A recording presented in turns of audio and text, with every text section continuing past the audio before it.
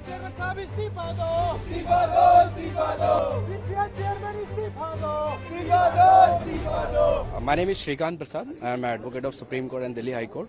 और कल मुझे पता चला कि इस तरह से इस इशू पे एक्चुअली ये इशू तो चल रहा था एक हफ्ते से, जिसमें हमने देखा कि बार काउंसिल ऑफ इंडिया जो भारत की सबसे एपेक्स बॉडी है, जो सारे स्टेट बार काउंसिल को रेगुलेट करती है, सुपीरियर बॉडी जिसके पास सारे राइट्स हैं, पावर्स हैं, अधिकार हैं, एडवोकेट्स को लेकर के, लीगल एजुकेशन में रिफॉर्म्स को लेकर के, और रजिस्ट्रेशन एडवोकेट्स का नॉन रजिस्ट्रेशन, और ये जो स्टेटमेंट थी कि इतने 30, 45, 50% जो फॉर्ज एडवोकेट कंट्री में है, तो ये सारे इनके ऊपर रेगुलेशंस का जो पावर है वो बार काउंसिल ऑफ इंडिया का चेयरमैन का है।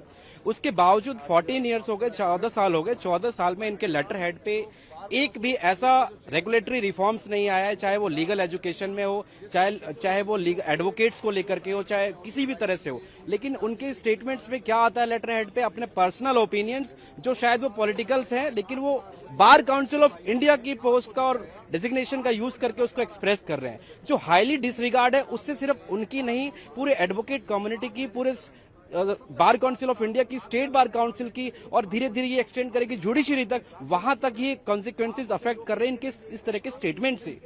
पॉलिटिकल स्टेटमेंट को आप जो है यूज कर रहे हो इस प्लेटफॉर्म पे, ऐसे व्यक्ति को ही इज टोटली रिस्पॉन्सिबल, उसको टोटली रिजाइन फर्स्ट डे कर देना चाहिए था, आज तक नहीं किया है। 14 साल से कंटिन्यूसली बैठे हुए हैं इस पोस्ट पे, it's a highly even demoral for them, तो इनको रिजाइन करना चाहिए। और इसमें रिफॉर्म्स भी होने चाहिए, बार काउंसिल ऑफ इंडिया के भी इलेक्शंस होने चाहिए। कोई भी एक पोस्ट जब पकड़ के बैठ जाता है तो उसमें अहंकार आ जाता है, करप्शन आ जाते हैं, उसमें बहुत सारी चीजें आती है, वही उनका शिकार बार काउंसिल ऑफ इंडिया के चेयरमैन मनीष मिश्रा भी है। देखिए, असल में क्या है सर कि अलग अलग स्तर से अलग अलग तरह के मुद्दे हैं।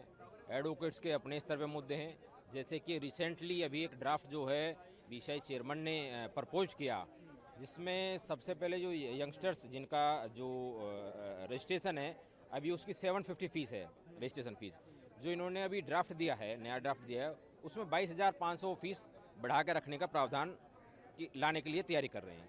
देखिए, एक क्या है कि देश में हर स्तर का बच्चा, हर कैटेगरी का बच्चा है, जरूरी नहीं कि हर बच्चा दिल्ली एनसीआर से ही ताल्लुक़ रखता है जो इतनी महंगी और बड़ी फीस पे कर सके।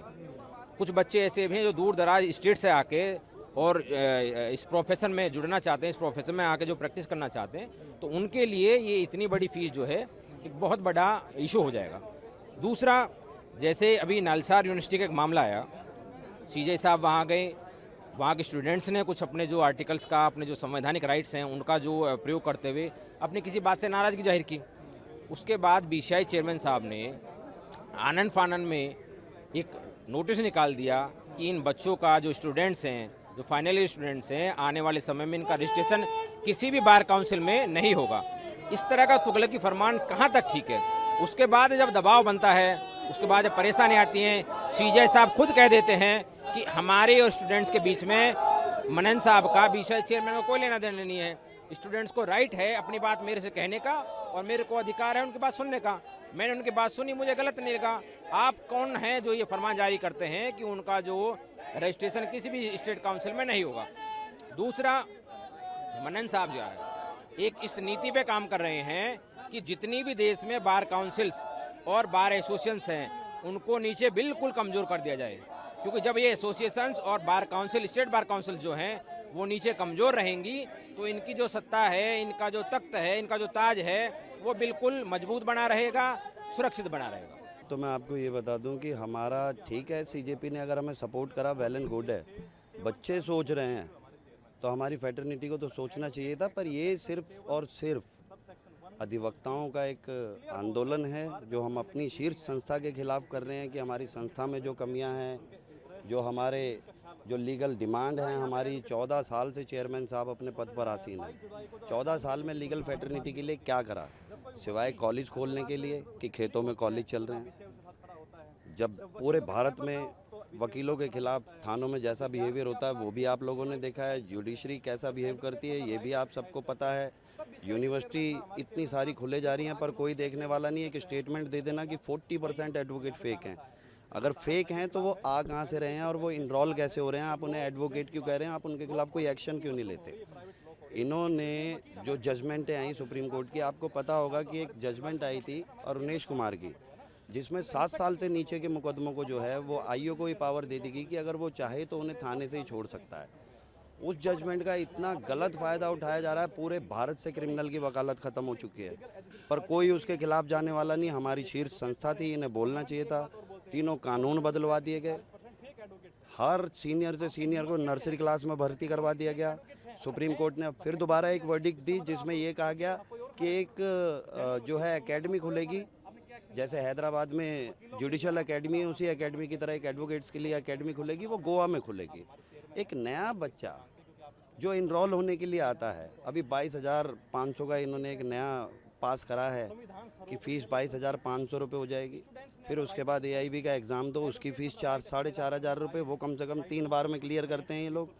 एक कागज़ तक हमें यहाँ से फ्री नहीं मिलता, और आने वाले नए बच्चे को तुम 2.5 से 3 लाख रुपए का पैकेज दे रहे हो कि वकालत अगर ज्वाइन करनी है तो 2.5 से 3 लाख रुपए अपनी जेब में रख के आना, और उसके बाद 5-7 साल धक्के खाना, क्योंकि वकालत का पेशा आसान पेशा नहीं है। एडवोकेट्स एक्ट में हम एडवोकेट बनते हैं। Section 7 sub section 1 close D BCI के ऊपर ड्यूटी ऑब्लिगेट करता है हमारा एडवोकेट एक्ट कि आप इनके वेलफेयर, इनके इंटरेस्ट का ख्याल रखेंगे। हमारे मुखिया हैं चेयरमैन साहब श्री मनन मिश्रा जी।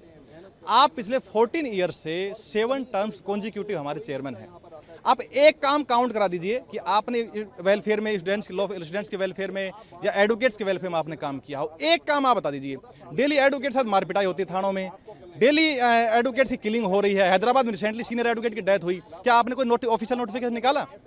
जब हमारी वेलफेयर की बात हो आप साइलेंट रहते हैं, और जब आपको पॉलिटिकल एजेंडा चलाना हो तो हमेशा आप आगे रहते हैं, जिसमें आप BCI के ऑफिशियल लेटर का मिसयूज करते हैं। तो बात यहाँ पे एडवोकेट्स के वेलफेयर की है, एडवोकेट एक्ट की है, स्टाइपेंड की है, चैम्बर्स की है, हमारे वेलफेयर की है, लॉ कॉलेज की है। फेक लॉ कॉलेज हैं, डिग्रीज हैं, उन पर कंट्रोल हो। आप मीडिया में आते हैं और बोलते हैं कि प्रोफेशन में 35 से 40% फेक एडवोकेट हैं। जनाब आपने 14 ईयर्स में फेक एडवोकेट क्या किया है? अब एक काम काउंट करा दीजिए, हम यहीं से वापस लौट जाएंगे। और समस्या इंश्योरेंस की है। कल मान लो ईश्वर ना चाहे किसी भी हमारे वकील साथी साथ एक्सीडेंट हो जाए, उसका ख्याल कौन रखेगा? क्या वकील उसका पे कर पाएगा अपना खर्चा, मेडिकल एक्सपेंसेस? हर एक ऑर्गेनाइजेशन अपना जिम्मेदारी लेता है अपने परिवार का, विषय हमारा जिम्मेदारी क्यों नहीं ले रहा? सबसे बड़ा जो इशू है हमारा, वो मैं ये कहता हूँ कि ये जो मुद्दा है, ये सिर्फ दिल्ली के वकीलों का नहीं, ये भारत के सभी वकीलों का है, जो कहीं ना कहीं गांव देहात के अंदर, कहीं तहसील में, कहीं हाई कोर्ट में, कहीं डिस्ट्रिक्ट कोर्ट्स में बैठ करके वकालत कर रहे हैं।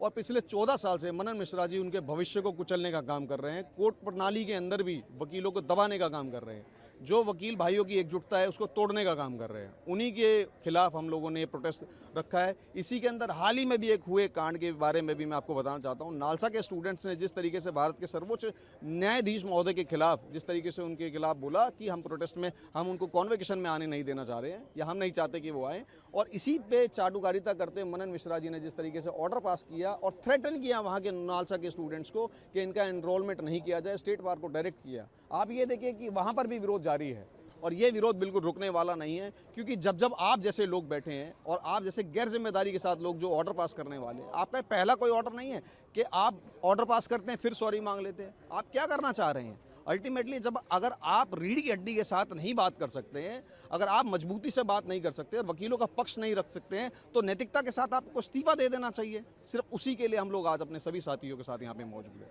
और दिल्ली के यहाँ अभी जल्द ही जल्द सभी लोग पहुँचने वाले हैं।